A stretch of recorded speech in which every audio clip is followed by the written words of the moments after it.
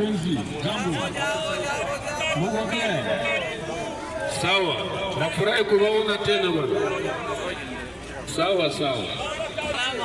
Sawa sawa. Jambo. Mungu bien. Sawa sawa. Habari.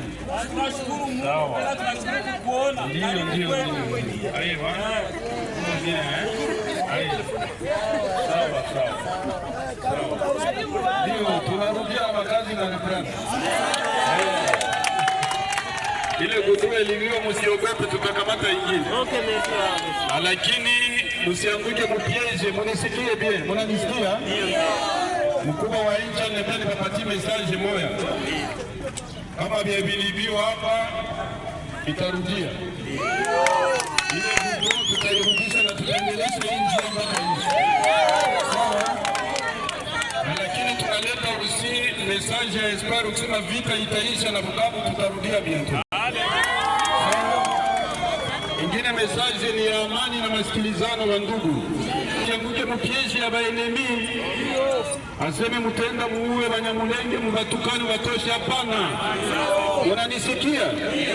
Usifanye vile, mchungane kitu muliishi munachungana. Bashi, Bavira, Babembe, Bafuliru, Banyamulenge, Babwari, Baluga, tuko wamoya shukote. Sawa, enemi alipieje watu akabeba pamoja kule de force, mais tukabambia barudi. Na mimi na annoncer kubaki ya kazi, salaire zabo zitaanza la semaine prochaine. Sawa, na benye walifiwa, walipoteza wazazi, watoto mwa hivi, pole sana. Tutaangalia jinsi. Vous m'avez entendu? Ça va. À qui on a l'honneur ici?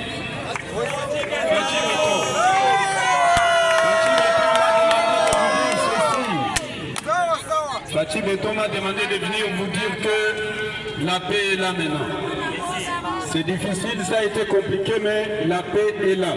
Vous avez compris, hein?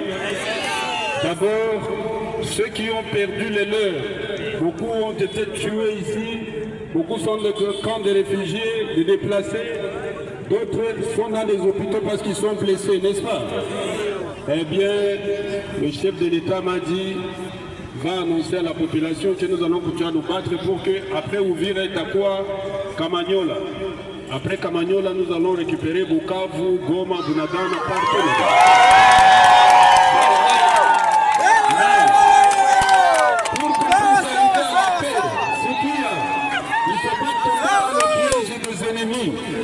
Vous avez entendu?